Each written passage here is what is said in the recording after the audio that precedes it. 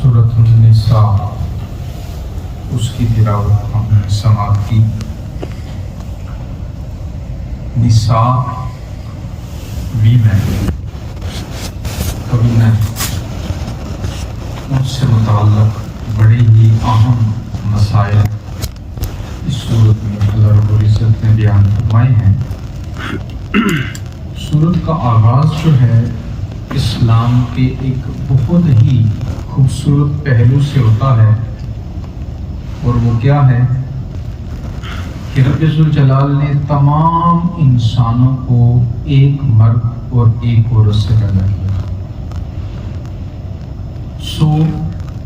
تمام انسان برابر ہیں، رنگ، نسل، علاقہ، زبان یا ان کسی بھی ایسی بنیاد کی وجہ سے ایسی گروہ پر کوئی انسان دوسرے سے افضل نہیں ہے۔ ہاں، افضلیت کا ایک معیار ہے، اور وہ کیا ہے؟ تقویٰ۔ تو اس سورت کا آغاز جو ہے اسلام کے خوبصورت پہلو سماجی مساوات جو ہے ہیومن ایکولنس، تمام انسان برابر ہے، اس سے جو ہے وہ ہوتا ہے۔ اور پھر آگے جا کر جیسا کہ میں نے عرض کیا، اس کا نام جو ہے سورۃ النساء، عورتوں سے متعلق اللہ رب العزت نے بیان فرمایا کہ کن کن عورتوں سے نکاح کرنا ہمیشہ ہمیشہ کے لیے حرام ہے۔ مثلا ماں، اس سے نکاح نہیں ہو سکتا، یہ ہمیشہ کے لیے ایسا رشتہ ہے کہ حرام۔ ایسے ہی پھوپھو یعنی والد کی بہن یا خالہ، ماں کی بہن یا بیٹی، بھتیجی، بھانجی، اور اسی طرح جس عورت کا دودھ انسان نے پیا ہو، رضعی ماں، ایک وہ ماں جس نے جنم دیا، اور ایک وہ عورت جس کا دودھ انسان نے اگر پیا ہو، تو رضعی ماں یا اس کی بیٹی، یا اس طرح جو رشتے ہیں اللہ رب العزت نے یہاں پہ وضاحت فرما دی کہ یہ رشتے، یہ عورتیں ایسی ہیں جن کے ساتھ تمہارے نکاح ہمیشہ کے لیے حرام ہے۔ یہ پہلو بیان فرمایا۔ کئی مسائل ہیں، لیکن ایک بہت اہم مسئلہ جو آج سے بہت زیادہ زیر بحث بھی رہتا ہے، وہ میں آپ کے سامنے آج رکھنا چاہتا ہوں۔ وہ کیا ہے؟ وہ بدقسمتی سے اسلام کے مخالف لوگوں کا یہ کہنا کہ اسلام نے وراثت کے معاملے میں عورت کے ساتھ زیادتی کی ہے، اور اس کی بنیاد وہ قرآن کی ایک آیت کو لیتے ہیں، اور وہ کیا ہے؟ اللہ تعالیٰ قرآن میں فرماتا ہے یوصیکم اللہ فی اولادکم، اللہ تعالیٰ تمہاری اولاد سے متعلق تمہیں وصیت فرماتا ہے، للذکر مثل حظ الانثیین، جو لڑکا ہے وراثت میں اس کے 2 حصے ہیں، لڑکی کا 1 حصہ ہے۔ اس آیت کو بنیاد بنا کر یہ بات کہی جاتی ہے، دیکھو جی، اسلام لڑکی کو 1 حصہ دیتا ہے اور لڑکے کو 2 حصے دیتے ہیں، تو یہ تو ناانصافی ہو گئی، معاذ اللہ۔ یہ قرآن مجید کی آیت سورہ نساء کی آیت نمبر 11 میں، اور پھر آگے جا کے بھی یہاں اسی چیز کو ذکر کیا۔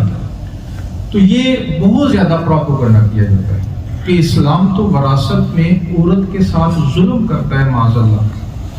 اور اگر جو ہے وہ عورت کو 3 لاکھ روپیہ ہے، ایک مثال دے رہا ہوں، عورت کو 1 لاکھ مل رہا ہے، اور لڑکے کو یعنی لڑکی کو 1 لاکھ اور لڑکے کو 2 لاکھ مل رہے ہیں، یعنی ڈبل مل رہا ہے لڑکی کے مقابلے، تو یہ تو زیادتی ہوئی، یہ تو مساوات نہ ہوئی۔ اب یہاں پہ میں آج تھوڑا سا توجہ فرمائیے گا، میں اس حوالے سے عرض کروں۔ پہلی بات تو یہ یاد رکھیں کہ جس وقت اسلام نے، قرآن نے عورت کو وراثت میں حصہ دینے کا اعلان کیا، کوئی مذہب اور معاشرہ عورت کو وراثت میں حصہ نہیں دیتا تھا۔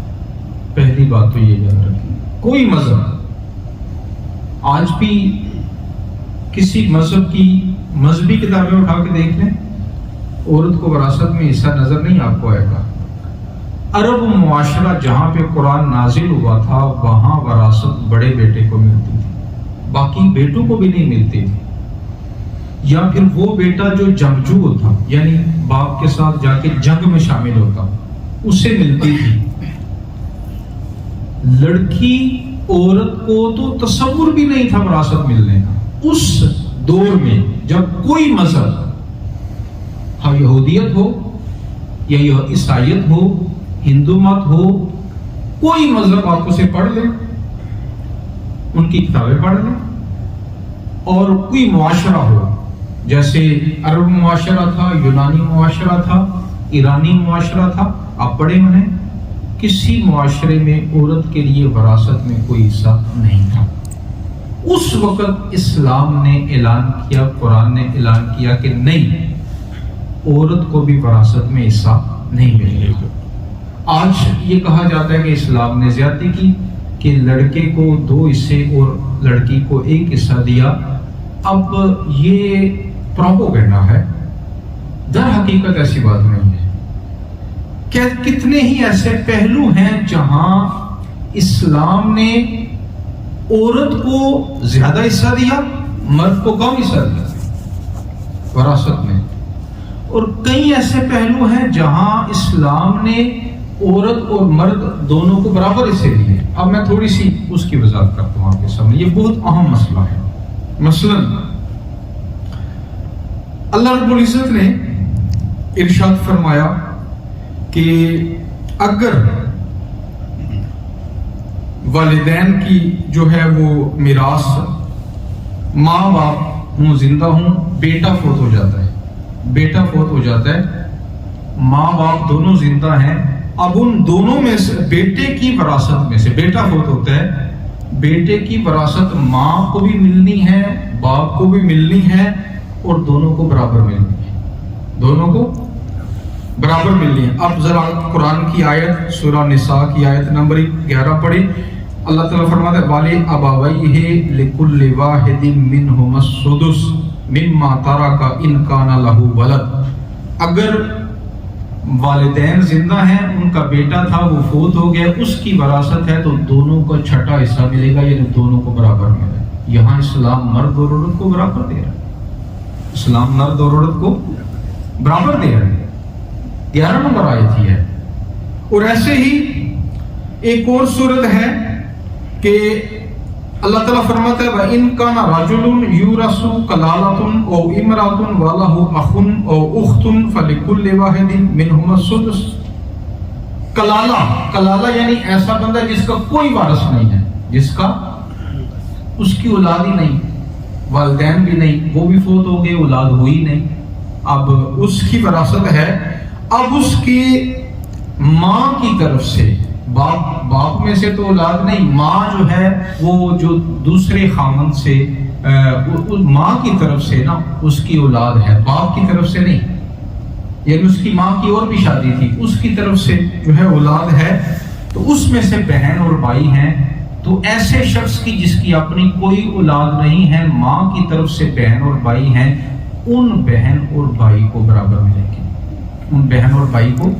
یہاں بھی اسلام مرد اور عورت کو برابر دے رہا ہے وراثت۔ یہی سورۃ نساء میں آیت نمبر 12 یہ فرمایا۔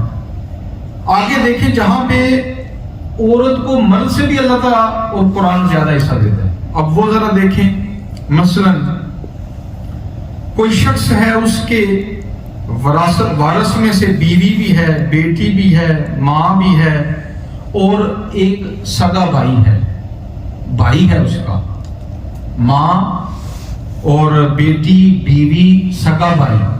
اب اس کی اگر وراثت جب تقسیم ہوگی تو بجائے سگا بھائی، اس کا مرد ہے نا، سگا بھائی ہے، بیٹا نہیں ہے، سگا بھائی ہے، لیکن سگے بھائی کی نسبت بیٹی کو وراثت میں سے زیادہ حصے ملیں گے. وراثت میں سے بیٹی کو، مثلا اگر وراثت میں 24 حصے ہیں، 3 حصے بیوی کو، 4 حصے ماں کو، 5 حصے سگے بھائی کو اور 12 حصے بیٹی کو ملے گی. یہاں زیادہ کس کو مل رہا ہے؟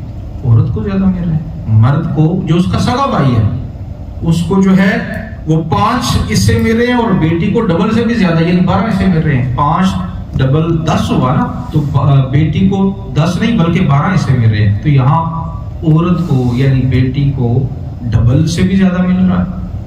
اور پھر آگے دیکھیں، عورت ہے اس کے ورثاء میں شوہر ہے، بیٹی ہے، سگی بہن چھوڑی ہے. اب اس کا بھی ترک ہے. اب عورت فوت ہوئی ہے، اس کا خامد بھی زندہ ہے، اس کی بیٹی ہے اور اس کی بہن ہے.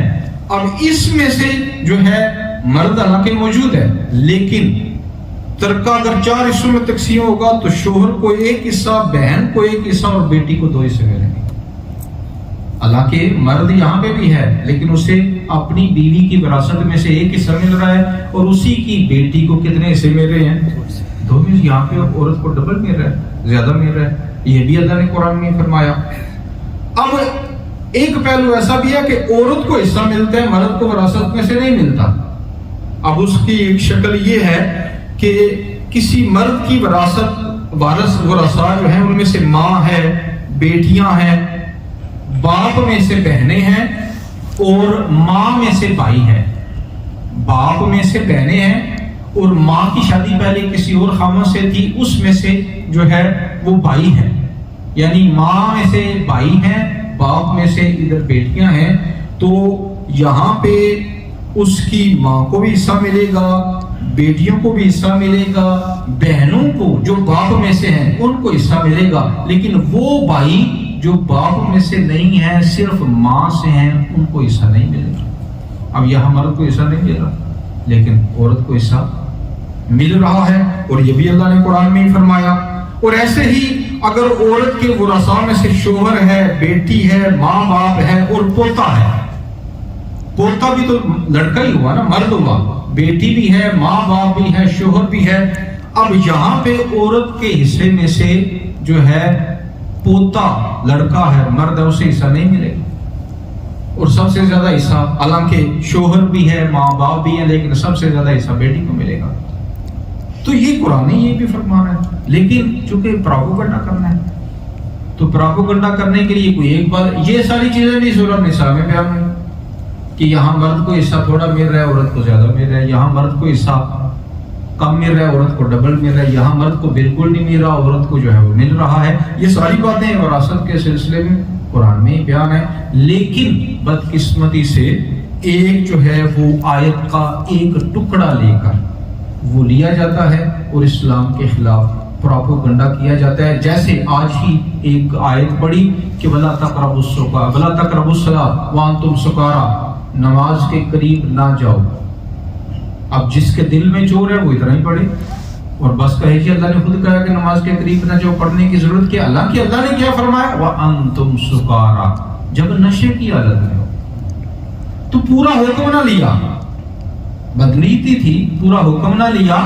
چونکہ پروپیگنڈا کرنا تھا، اسلام کی مخالفت کرنی تھی، یا جو ہے وہ کم عمل نہیں کرنا تھا، تو کچھ حصہ لے لیا اپنے مطلب والا اور باقی چھوڑ دیا. تو وراثت کے معاملے میں جو اسلام کے اوپر اعتراض کرتے ہیں بنیادی طور پہ وہ بھی یہی کام کرتے ہیں کہ ایک حصہ اپنے مطلب کا لے لیا اور باقی جو ہے وہ سارا چھوڑ دیا. میں آخری بات عرض کرتا ہوں، اسلام نے یہ جو لڑکے کو ڈبل دیا، لڑکی کو سنگل دیا، یہ ایک پہلو ہے صرف. یعنی لڑکا بیٹا تھا تو اسے ڈبل ملا، بیٹی کو سنگل. یا بھائی ہیں، بہن بھائی ہیں تو بھائی کو ڈبل اور بہن کو سنگل. یہ کیوں دیا؟ میں نے 6 مثالیں دی ہیں جس میں لڑکی کو زیادہ مل رہا ہے یا برابر یا زیادہ مل رہا ہے. 2 یہ صرف مثالیں ہیں جس میں لڑکی کو سنگل ہے، لڑکے کو ڈبل ہے. یہ کیوں کیا؟ اس لیے کہ اسلام میں، ہماری شریعت میں لڑکی کی شادی کس نے کرنی ہے؟ اس کے باپ نے. اگر باپ نہیں ہے تو کس نے کرنی ہے؟ بھائی نے. اس کا हक महर किसने देना है? भाई ने। अगर घर में है तो उसकी देखभाल, उसका खाना पीना, उसकी रैश का बंदोबस्त किसने करना है? भाई ने। और अगर वो शादी उसकी की है, जहेज देना है तो भाई ने, अपने पैसों में से, लड़की के हिस्से में से नहीं, अपने में से, ये लड़की के ऊपर ला दो। अगर लड़की की शादी हुई है, वो दूसरे घर में की है, शादी के वक्त सारे पूछते हैं लड़के का अपना कोई काम काज है, घर है? कभी पूछा है लड़की का घर है? नहीं। क्यों? हमारी शरीयत में घर बनाकर देना लड़के का काम है, कमा कर लाना किसका काम है? लड़के का काम है। अगर औरत कमाती है, शरई हुक्म ये है, बहुत अच्छा है कि वो घर के मामलात में अपने मर्द के साथ तामुन करे, अपनी जो कमाई है, आमदन है, उसमें से अपने मर्द के साथ तामुन करे, घर के खर्चे में हिस्सा दे। लेकिन अगर ना दे तो शरई तौर पे आप मजबूर नहीं कर सकते। लड़के ने सारा कुछ करना। क्यों? शरीयत ने जिम्मेदारी इसके ऊपर डाली, लड़के के ऊपर। जब जिम्मेदारियां ज्यादा लड़के के ऊपर डाली तो एक हिस्सा ज्यादा दे दिया बस, और इसके ऊपर एतराज है। जो इसकी सारी बेचारे की सारी जिंदगी जिम्मेदारियां निभाता है, उसको कोई भी नहीं देखता। कभी कहा है कि इतना घर का किराया है, आधा तुम दो आधा मैं दूंगा। कभी कहा है घर की कीमत इतनी है, मकान लेना है, आधा पैसे तुम दो आधे पैसे मैं देता हूं, या पिछलों से लेकर आओ। ऐसा कभी लड़के ने कहा है? नहीं कहा। क्यों? हमारा मुआशरा, हमारी शरीयत, हमारा दीन ये कहता है कि ये जिम्मेदारियां किसकी हैं? लड़के की हैं। लड़की की जिम्मेदारी क्या है? औलाद को संभालना, औलाद की तरबियत करना, घर का माहौल अच्छा रखना, घर में प्यार और मोहब्बत रखना। तो लड़की की अपनी जिम्मेदारियां हैं, लड़के की अपनी जिम्मेदारियां। लड़के की जिम्मेदारियों और चूंकि उसे अखराजात का मुकल्लफ बनाया, नानो नफ्का का मुकल्लफ बनाया, रोटी रोजी का मुकल्लफ बनाया, इसलिए सिर्फ इन दो पहलू में लड़के का हिस्सा डबल इसलिए रखा। बाकी मैंने 6 मिसालें दी हैं जहां पे औरत को कहीं डबल मिल रहा है, कहीं बराबर मिल रहा है, कहीं मर्द को कुछ नहीं मिल रहा, लेकिन वहां पे कोई जो है वो एतराज या बात नहीं है। इस एक पहलू को लेकर इस्लाम का बदकिस्मती से चेहरा जो है वो दागदार करने की कोशिश की जाती है, और नौजवानों के जहन में खामखा की तशवीश डालने की कोशिश की जाती है। हालांकि जो अदल, इंसाफ और जो हुकूक इस्लाम ने औरत को दिए हैं वो किसी मजहब और मुआशरे में नहीं दिए। अल्लाह ताला कबूल